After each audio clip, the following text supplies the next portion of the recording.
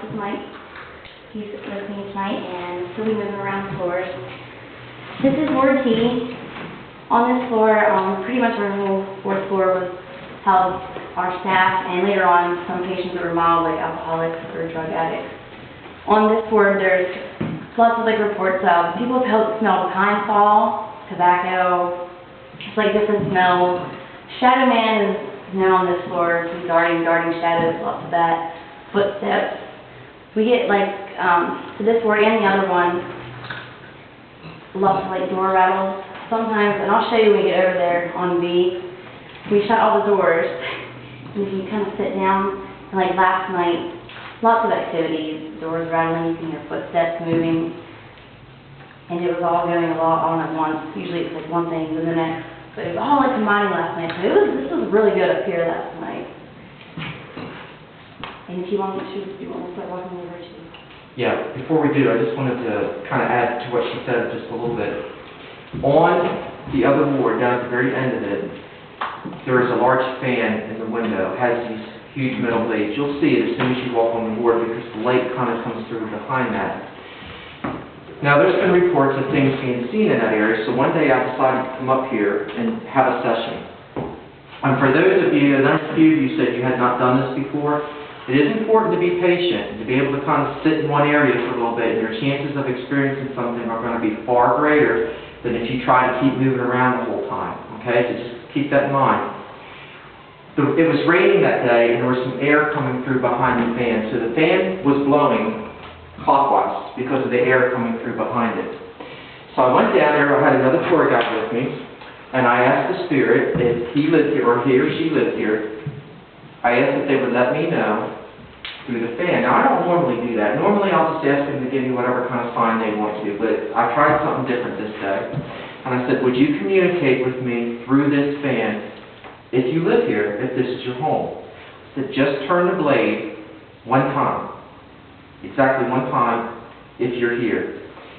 Now, remember I told you the blade had been turning counterclockwise. It was turning clockwise. It was going fast. It would slow down. It completely stopped for just a couple seconds, and then spun exactly one time the opposite direction and stopped.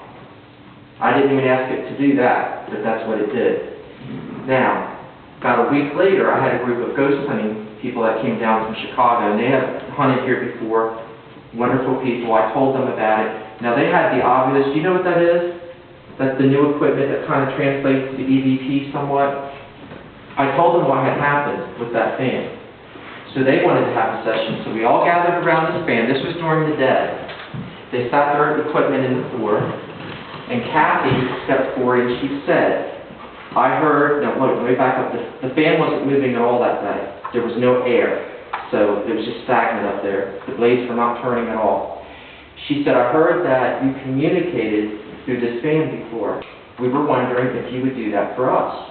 If you are here with us, would you turn the fan counterclockwise? As soon as she got that last word out of her mouth, the fan started spinning counterclockwise, and the ovilus spoke to us and said backwards. Now, that's all on video. That's the most awesome thing, because they were making a documentary. They just emailed this to me recently, and I got to watch it. The whole session, everything is on tape. It was astounding. Now, also on that ward, down by that fan, we had a woman who passed out one time. It took quite a long time to bring her back around. She was just kind of staring in space, and her experience that she described, she said she was taken back to another time. We were trying to talk to her, but instead of communicating with the people with her, she was seeing people dressed in period clothes all the way back when. She said it was like the room was full of people. She got very pale. She was wet and clammy. So this woman had a real experience back there. Also, like she said, my name's Mike. I worked here in this building when there were patients. I was here when the building closed. So if any of you have any questions or anything like that, I'll be floating around all evening. We had an all-female hunt, and when they were leaving this ward, all the doors slammed shut, and they can hear a woman sobbing at the end of the hallway, and you can hear a lot of voices sometimes at the end. And you go to find, when you go down there to look, and they just Rebecca, the one who was speaking, was a skeptic. That door incident is what makes her a believer. She was doing a tour. She didn't even believe in ghosts. She was doing a tour herself, and she had a group of women when every door on this unit slammed shut. And she said it sounded like a severe thunderstorm. So that was pretty wild. Right.